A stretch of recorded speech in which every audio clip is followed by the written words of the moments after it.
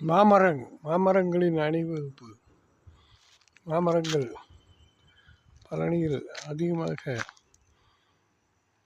மரதமான இப்பகுதிகளில் விளைகின்றன.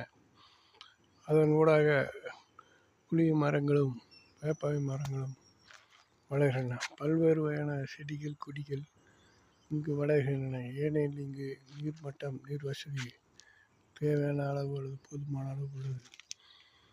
மேலும் இங்கு செடிகள் கொடிகள் மரங்கள் அனைத்தும் வளர்கின்றன. அதாவது ஒவ்வொரு செடியிலும் இலை உள்ளது, வேர் உள்ளது, தட்டுப்பகுதி உள்ளது, பூமிக்கு அடியில் உள்ளது வேர்ப்பகுதி, பூமிக்கு மேல் உள்ளது தட்டுப்பகுதி. அவற்றில் பல இலைகள் காணப்படுகின்றன. ஆகவே ஒரு வித இலை தாவரம், இருவித இலை தாவரம், பல வகை தாவரங்கள், சுழல் வகை தாவரங்கள் என்று பல வகைப்படும். இலைக்கு மேற்புறம் கீழ்ப்புறம் என்று இருபுறங்கள் உள்ளன. இலை தண்டு பகுதியில் பிரியும் இடத்திற்கு கணு என்று பெயர். சில இலைகள் நரம்பமைப்பு உடையனவாக உள்ளன. இலைகள் வளர சூரிய ஒளி தேவை. மேலும் இலைகள் கார்பன் டை ஆக்சைடை கொண்டு ஆக்சிஜனை வெளிவிடுகின்றன. டிஎன்பிசியில் பல அடிப்படை கேள்விகளாகவும் உள்ளன. தாவரவியலில் பல பிரிவுகள் உள்ளன. அவை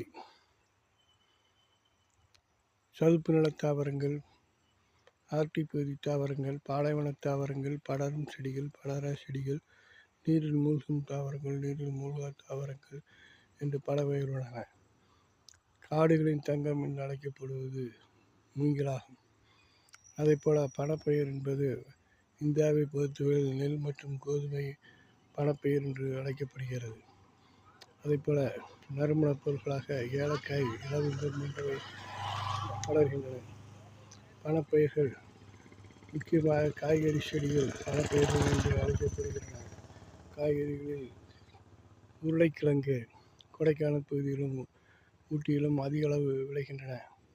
அதேபோல பல செடிகள் ஒவ்வொரு பகுதியிலும் அதிகமாக வளர்கின்றன. நெல் வளர்வதற்கு அதிக தண்ணீர் தேக்க வேண்டியது உள்ளது. கரும்பு வளர்ப்பதற்கு தண்ணீர் தேக்கம் தேவையில்லை. அதுபோல வாழை இலை தன்னுடைய அனைத்து பகுதிகளையும் மக்களுக்கு பயனுள்ளதாக அளிக்கிறது. வாழை இலை உணவு அருந்த பயன்படுகிறது. தண்டு பொரியல் கூட்டு தயாரிக்க பயன்படுகிறது மற்றும் அவைகள் நார்கள்